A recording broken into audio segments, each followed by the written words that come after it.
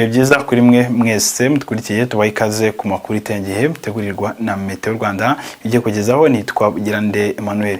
Dutangira tubira hamwe ibyaranze ikirere cy'uyu munsi, turaza kureba itengihe ry'umunsi w'ejo ndetse n'iminsi 5 iri imbere cyo tuzakomeza kwitwara. Dore munsi ku masaha ya mu gitondo twaramukanye ibicu byiganje mu twose tugize igihugu. Ni nako byaje gutanga imvura yaguye mu turere twa Gicumbi, Nyamagabe, Nyaruguru ndetse n'umujyi wa Kigali. Ku masaha yo kwica munsi ibicu byakomeje kwiyongera cyane bitanga imvura yumvikanamo inkuba. Iyo mvura yumvikanamo inkuba ikaba yaguye mu bice bigiye bitandukanye by'igihugu. Ku masaha ya nijoro hateganyijwe imvura yumvikanamo inkuba. Iyo mvura yumvikanamo inkuba ikaba iteganyijwe ahenshi mu gihugu. Dukomeje umunsi w'ejo ku itariki 11 Mata 2025 hateganyijwe umuyaga uringaniye ushira kwa mwinshi kuzafite umuvuduko uri hagati ya metero 4 n'8 ku isegonda.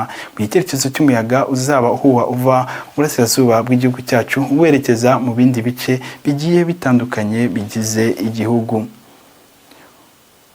Ku masaha ya mu gitondo duhereye mu ntara y'Amajyepfo hateganyijwe imvura mu turere twa Nyamagabe na Nyaruguru. Mu gihe ahandi hasigaye nta mvura ihateganyijwe. Mu gipimo cy'ubushyuhe bwasigaye cya degrees Celsius 15 na 16. Mu ntara y'Iburengerazuba naho ku masaha ya mu gitondo hateganyijwe imvura mu turere twose tugize iyo ntara.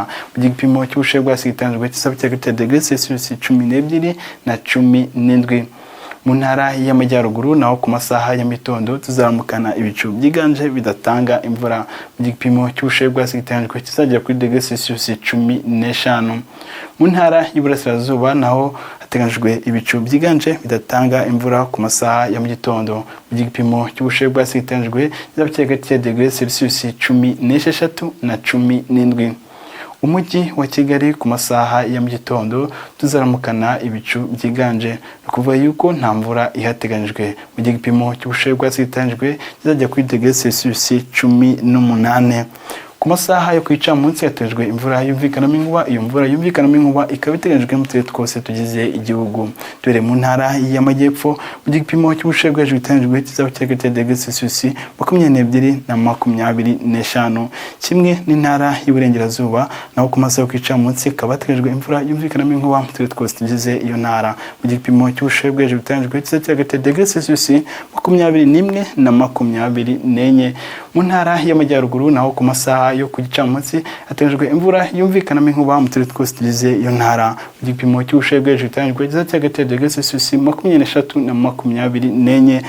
Mu ntara y'Iburasirazuba naho ku masaha yo ku gicamunsi hateganyijwe imvura yumvikanamo inkuba mu turere twose tugize iyo ntara.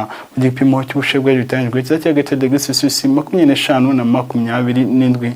Umujyi wa Kigali naho ku masaha yo ku gicamunsi hateganyijwe imvura yumvikanamo inkuba. Mu gipimo cy'ubushyuhe bw'ejo biteganyijwe kizajya kuri degrees Celsius 26. Dukomeje n'iminsi 5 iri imbere ubwo no guhera ku munsi w'ejo tukajya ku itariki 15 Mata 2025. Mu minsi 5 iri imbere hateganyijwe imvura yumvikanamo inkuba ahenshi mu gihugu. Reka tubabwire yuko ku munsi w'ejo izuba rizasa ku isa 11:56 za mu gitondo rikarenga ku isa 12:07 zo ku mugoroba. Murakoze tubararikiye komeza kurikira amakuru y'iteganyagihe.